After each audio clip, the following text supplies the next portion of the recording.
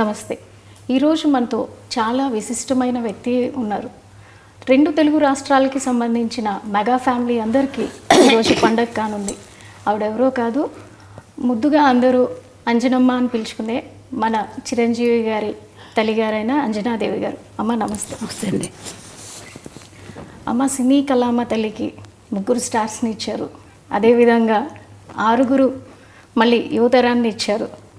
So ఇప్పుడు మనం పవన్ కళ్యాణ్ గారు డిప్యూటీ సీఎంగా బాధ్యతలు తీసుకొని 100 రోజులు గడుస్తూ ఉంది. సో దీని మీద మీ మనోభావాలు చెప్పండి, ఎలా ఫీల్ అవుతున్నారు? ఎంత కష్టపడ్డాడు అంత వాడికి సుఖం వచ్చింది పాపం. ఇప్పుడు అంత కష్టపడాలి కదా, ఇంకా ఎక్కువ కష్టపడాలి. ఇదివరకు అంతా కష్టపడ్డాడు, ఇప్పుడు ఇంకా ఎక్కువ బాధ్యత తీసుకొని బాధ్యత ఎక్కువ అయింది ఇప్పుడు వాడికి. మీ ఇంటి చిన్నోడు రాష్ట్ర ప్రజలందరికీ పెద్దన్న అయ్యాడు. దీన్ని ఎలా భావిస్తున్నారు? ఆయన బాధ్యతలు సంతోషంగా ఉంది. అంత కష్టపడ్డా వాడికి భగవంతుడు మంచి ఇది ఇచ్చాడు, అదృష్టం. ప్రజలకు సేవ చేసే భాగ్యం ప్రసాదించాడు. 10 ఏళ్ళు అవుతుంది ఇప్పటికి ఆయన స్థాపించి. 10 ఏళ్ళ నుంచి ఇంటికి దూరంగా చాలా పీక్లో ఉన్నటువంటి కెరీర్ని పక్కన పెట్టి రాత్రింబవళ్ళు ప్రజలతోనే ఉంటూ ఆయన ఎక్కడ ఉంటే అక్కడ, కొన్ని ప్రాంతాల్లో అయితే కనుక ఆయన నేల మీద పడుకున్న రోజులు కూడా ఉన్నాయి. మంచినీళ్ళు దొరకని ప్రాంతాలు అంటే పాడేరు లాంటి ప్రాంతాల్లో కూడా ఆయన తిరిగి ఎప్పుడు పట్టుపరుపుల మీద ఉండే పర్సన్. ఒక్కసారిగా ఆ విధంగా ఉంటాం. అలా చూసినప్పుడు మీకు ఎలా అనిపించింది? బాధగా ఉంటుంది. మరి చెట్లు తిరుగుతున్నారంటే వారికి అవన్నీ ఏం లేదు. ఇంట్లో అయినా సరే ఎక్కడైనా అట్ట పడుకుంటాడు. అలా షూటింగ్ వచ్చేసి అలా ఆ సోఫాల మీద అలా పడుకొని నిద్రపోతాడు. గదిలో పడుకోవాలని లేదు. కష్టపడతాడు. ఇంత కష్టపడ్డానమ్మా అని కూడా చెప్పడు. నాకు బాధగా ఉంటుంది వాడు చేస్తుంటే, అట్లా అంత కష్టపడుతున్నాడే బిడ్డ అని చెప్పేసి. చిన్నప్పటి నుంచి కూడా ఏం అడిగేవాడు కాదు అసలు. చిన్నప్పుడు అదొకలా కామ్గా ఉండేవాడు అంతే మనిషి. అన్నం భోజనానికి రమ్మంటే కూడా వచ్చేవాడు కాదు. అందరూ వచ్చేవారు, వాడు లేట్గా వచ్చేవాడు భోజనానికి. ఇది కావాలి అది కావాలని ఏమి అడిగేవాడు కాదు అసలు. మీకు చేతి వంట ఏది ఇష్టం ఆయనకి? వాడికి పలావ్ ఇష్టం. పలావ్ ఇష్టం తింటాడు. ఏదైనా తింటాడు కానీ పలావ్ అంటే కొంచెం బాగా ఇష్టం. మీతో ఉన్నప్పుడు ఆయన ఎక్కువగా పలావ్ తీసుకుంటారు అంటే veg non veg? Non veg అడగడు. ఇది కావాలి అది కావాలని అడగడు నన్ను. ఏది నాకు మనసు ఒప్పగా చేసి పెడతాను. పెట్టాలి కదా వాడికి పాపం, ఏది అడగడని చెప్పేసి. సో చిన్నప్పటి నుంచి నాకు ఇది కావాలని ఏది అడిగాడు? అస్సలు అడిగేవాడు కాదు. నేను ఏదో ఒక ఇంటర్వ్యూలో విన్నట్టు గుర్తు నాకు.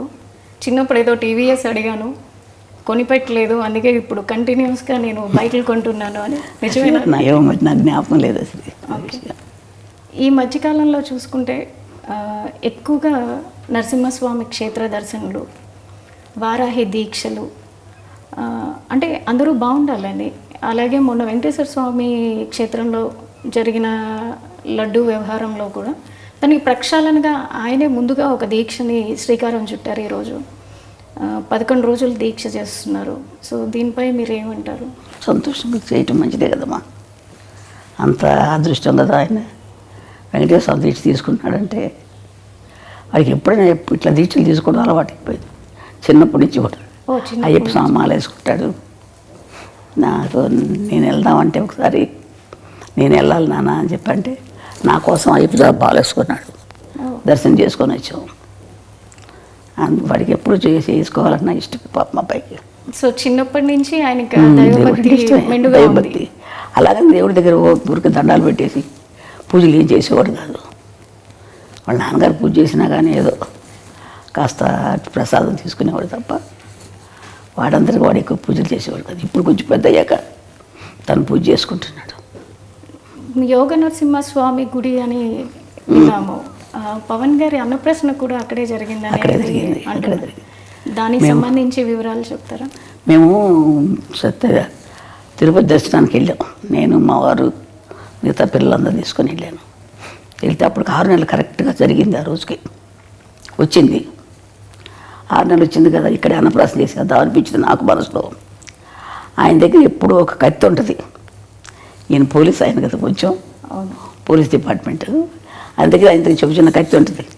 ఆ కత్తి పెట్టి ఏదో పుస్తకాలు ఉంటే పెట్టి దేవుడి ప్రసాదం ఇచ్చారు. వెంకటేశ్వర ప్రసాదం. ఆ ప్రసాదం పెట్టి అక్కడే యోగ నరసింహస్వామి దగ్గర పడుకోబెట్టేసి చేశాను. చూసి పడుకోబెట్టి ఇక్కడే చేసేద్దామంటే అన్నాను ఆయనతోటి, మా వారితోటి. ఇంక అంతకంటే అదృష్టం ఏముందిలే అని చెప్పి వాళ్ళకి చేశాను. చేస్తే ఆయన కత్తి పుట్టుకున్నాడు. తర్వాత పెన్ తీసుకున్నాడు. ఓకే, అంతే. సో దాన్ని ఎలా చూస్తారు మీరు? కత్తి పట్టుకున్నవారు కాబట్టి దాన్ని మీరు ఎలా భావించారు ఆ రోజున? ఏముంది, ఏం భావించాను, చాలా కోపం వచ్చిపోతాడు పిల్లడు. ఏదో ప్రజలకి ఏదో చేస్తాడని చెప్పి అనుకున్నాను నేను. అంటే అప్పుడే ఊహించారు మీరు? ఊహించాను, ఏదో చేస్తున్నాడు, కత్తి పట్టుకున్నాడు, ఏదో చేస్తాడు అనుకున్నాను. మరి పెన్ను పట్టుకున్న దానికి ఏమనుకున్నారు? అది చదువు తక్కువే వస్తుంది అనుకున్నాను. పెన్ను పడుకు వెనక రెండోసారి కదా చదువు. ఇది కష్టపడి పని చేస్తాడు, ప్రజల కోసం చేస్తాడు, ఏదైనా చేస్తాడు అనుకునేదని. కోపంగా అందరినీ రక్షించడానికి చేస్తాడు అనుకున్నాను. అంటే వాళ్ళ నాన్నగారు బాగా తిరుగుతారండి. ఆయన కూడా పోలీస్ డిపార్ట్మెంట్ కదా. ఆయన బుద్ధులన్నీ ఉన్నాయి ఆయనకి, ఆయన గుణాలే ఉన్నాయి ఈయన కూడా.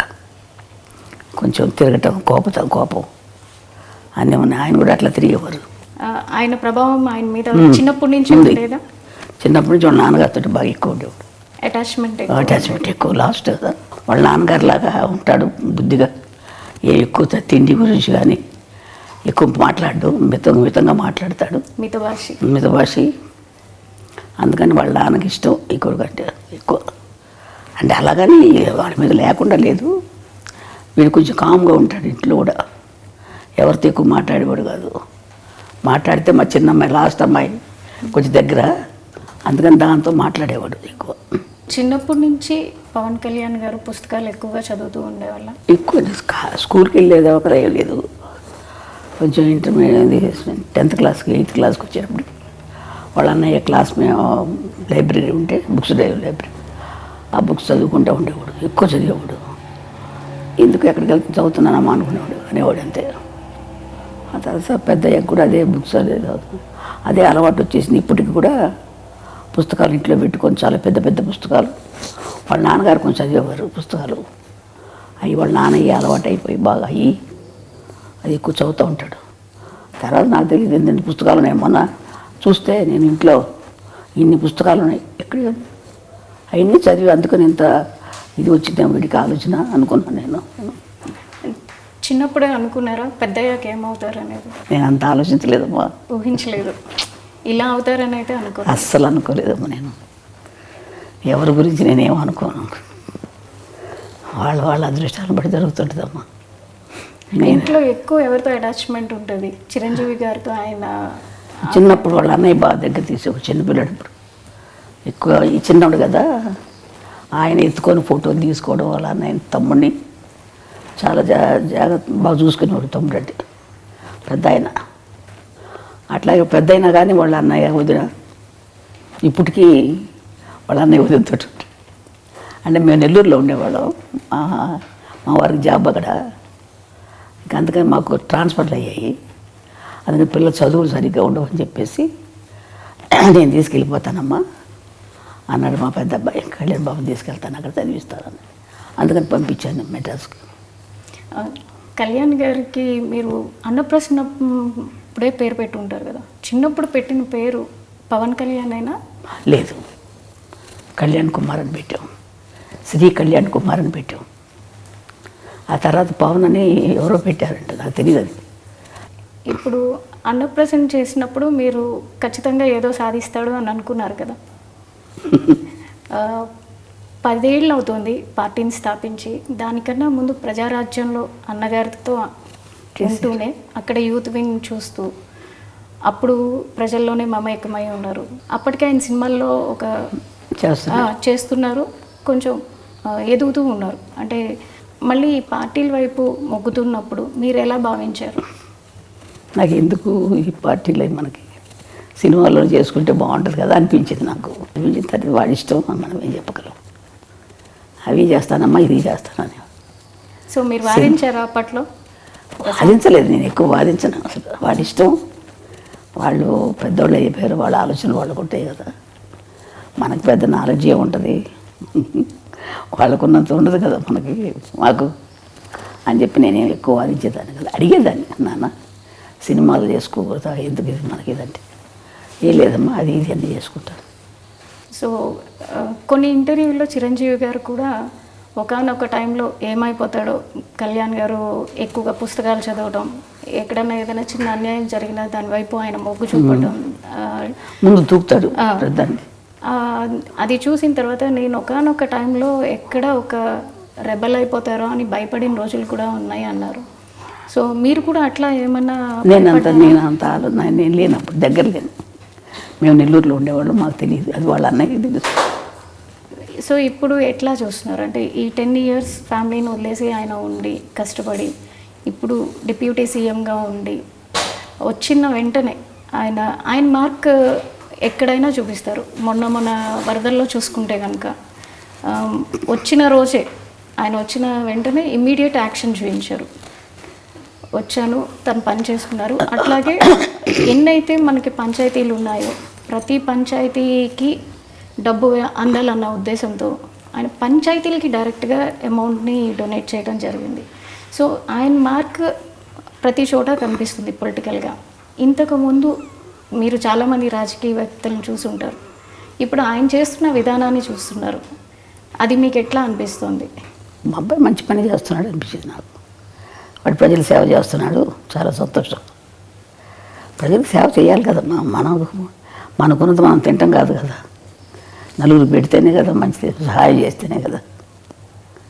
అంతే, ఎంతసేపు ఇంకా మనం ఉంది కదా అని మనమే తినేస్తూ ఉంటే వాళ్ళకి సహాయం లేకుండా ఎంతమంది అల్లాడుతున్నారు జనాలు పాపం. మన పాటికి మన జరిగినప్పుడు ఎంత బాధ కలిగిందో నాకు అసలు అయితే. అది కానీ తర్వాత ఇంకొక ఊరు కేరళలో ఇక్కడ ముందు కేరళలో మైనాడులో అక్కడ జరిగినా కానీ ఎంత బాధ కలిగింది, ఎంతో అల్లాడిపోయారు బిడ్డలు, చంటి బిడ్డలు, వాళ్ళు వీళ్ళు ఎంత బాధలు పడిపోయి ఉంటారు. అదే నేను ఊహించుకుంటే నాకు ఎంత బాధగా ఉంటుందో అనిపిస్తున్నాను. చూస్తుంటాను టీవీలో వార్తలు, చాలా బాధ కలుగుతాము. అలాంటి వాళ్ళకి సేవ చేయాలి, తప్పదు. ఏదో మనకు శక్తి కొద్ది మనం చేస్తే మంచిదే కదా, వాళ్ళకి సహాయం చేస్తే. సెలబ్రిటీగా మీరు అనుకున్నట్టుగా సినిమాలే చేసుకుంటూ ఉంటే ఆయన డొనేట్ చేసి వదిలేయటం జరిగేది. కానీ క్షేత్రస్థాయిలో ఆయనే ఉండి పొలిటీషియన్ అయ్యాక క్షేత్రస్థాయిలో ప్రతి ఒక్కరికి దగ్గరుండి ఆయనే ప్రతిదీ అందేలా చూసుకుంటున్నారు. సో ఈ విధానాన్ని మీరు ఎలా చూస్తారు? మంచి విధానం కదా మాది, వాటికి చేసేది మంచి విధానమే. అందరికీ కూడా సర్దుకుంటాం, అందరికి సహాయం చేయటం అనేది అంత కలిసి రావాలి, అంత బుద్ధి పుట్టాలి కదా చేయటానికి, అంత ఆలోచన రావాలి కదా. మంచిదే కదా మా చేసే బుద్ధి ఉంది. వాళ్ళ నాన్నగారికి కూడా ఉంది కొంచెం బుద్ధి, సేవ చేసే బుద్ధి. కళ్యాణ్ గారి ప్రస్థానం చూసుకుంటే అటు కెరీర్ వైజ్ కానీ ఇటు పొలిటికల్గా కానీ ఆయన మీద వాళ్ళ తండ్రి గారి ప్రభావం ఎక్కువ ఉందనుకుంటున్నారా, లేదా ఇంకెవరైనా ప్రేరేపణ ఉంది అని? ఇంకేం లేదు, వాళ్ళ నాన్నగారి ప్రభావం ఎక్కువ ఉంది. ఆయన ఇట్లాగే దాన ధర్మాలు చేసి సహాయం చేసేవారు, అందరికీ చేసేవారు. అదే బుద్ధి ఈయనకి కూడా వచ్చింది కొంచెం. అంటే అందరికి ముగ్గురికి ఉంది కొంచెం. ఈయన ఎక్కువ రాజకీయాలు ఉండబట్టి ఎక్కువగా కలిసేసుకుంటారు. సినిమా ఫీల్డ్లో ఉండగా కూడా అందరికీ సహాయం చేసేవారు, సినిమాలు యాక్ట్ చేసేటప్పుడు కూడా. ఇప్పుడు మీరు డిప్యూటీ సీఎంగా మీ అబ్బాయిని చూస్తున్నారు, తర్వాత నెక్స్ట్ ఇంకేమన్నా ఎదగాలని అనుకుంటున్నారా? ఏ స్థాయిలో మీ అబ్బాయిని చూడాలనుకుంటున్నారు? నేను అంత ఆశ లేదమ్మా నాకు, నేను అంత ఆశపడలేదు, అంత ఆలోచించలేదు. దేవుడు ఎలా చేస్తారో జరుగుతుంది అంతే. అంటే నేషనల్ వైడ్గా కూడా ఆయన మార్క్ పొలిటీషియన్గా మిగతా పొలిటీషియన్తో కంపేర్ చేసుకుంటే కనుక కళ్యాణ్ బాబు గారు వెళ్తున్న విధానం కావచ్చు, అటు డివోషనల్గా కావచ్చు, బీజేపీతో అలయన్స్ అవటం వల్ల కావచ్చు, ప్రతి ఒక్కరిలోనూ ఒక చైతన్యం వస్తుంది. సో ఆయన నేషనల్ లీడర్గా ఎదగాలని మీరు కూడా అందరితో పాటు ఆశిస్తున్నారు అనుకుంటా. వాడు ఇప్పుడు అనుకోలేదు కదా ఇలా ఇప్పుడు సీఎం అవుతాడు, అదే అలా జరుగుతుంది, ఆటోమేటిక్గా అవి జరుగుతాయి అట్లా. అంతే కదా, మనం ఆలోచించేది కొద్దిగా జరగవు కదా. దేవుడు ఎట్లా చేసుకుంటారు, భగవంతుడు ఎట్లా చేస్తాడు అట్లా చెప్తాడు. పవన్ కళ్యాణ్ గారు వారి తండ్రి గారైన వెంకట్రావు గారి నుంచి చాలా వరకు ఆయన బుద్ధులే క్యారీ ఫార్వర్డ్ అయినాయి అని మీరు చెప్పారు. అదేవిధంగా ఆయన వెళ్ళే పద్ధతిలోనే కళ్యాణ్ గారు కూడా ఎక్కువగా వెళ్తూ ఉంటారు. కళ్యాణ్ గారికి చిన్నప్పుడు వారి తండ్రితో ఏ విధమైనటువంటి బాండింగ్ ఉండేది? మా ఆయన ఎక్కువ ఆయనతోటి బాగానే ఉండేవాడు. చిన్నప్పుడు కొంచెం పట్టుదల ఎక్కువైంది పిల్లడికి. ఏదైనా సరే నాకు ఇది కావాలంటే కావాలంతే, చెయ్యాలనుకుంటే చేస్తాడు.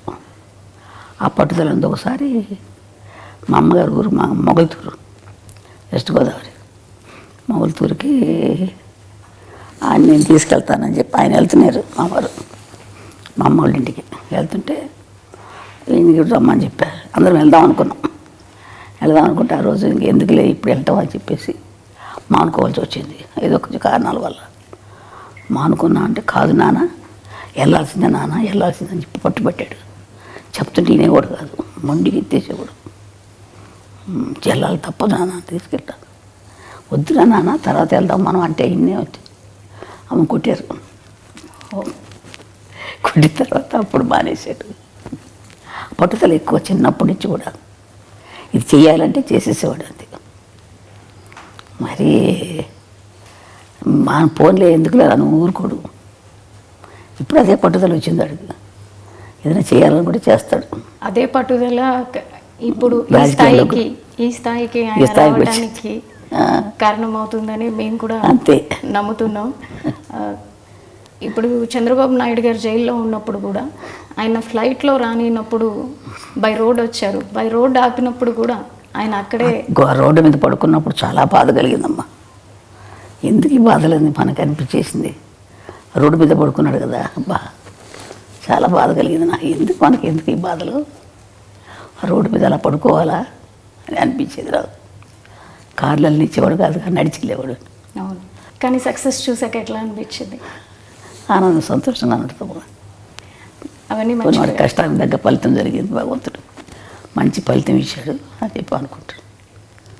వాడు కష్టపడ్డాడు, మంచి జీవితం ఇచ్చారు. వాడు ఇప్పుడు ఇంకా ఎక్కువ కష్టం ఇచ్చాడు. అప్పుడు కంటే ఎక్కువ కష్టం, ఎక్కువ బాధ్యతే కదా. మీరు ఇంకా పవన్ కళ్యాణ్ గారు ఉన్నత శిఖరాలకి వెళ్ళాలని కోరుకుంటున్నారు కదా. ఎవరికైనా ఏ తల్లిదైనా మంచి వృద్ధిలోకి రావాలని ఉంటుంది కదమ్మా. ఏ తల్లిదండ్రులైనా కోరుకుంటారు కదా బిడ్డలు మంచి వృద్ధిలోకి రావాలి.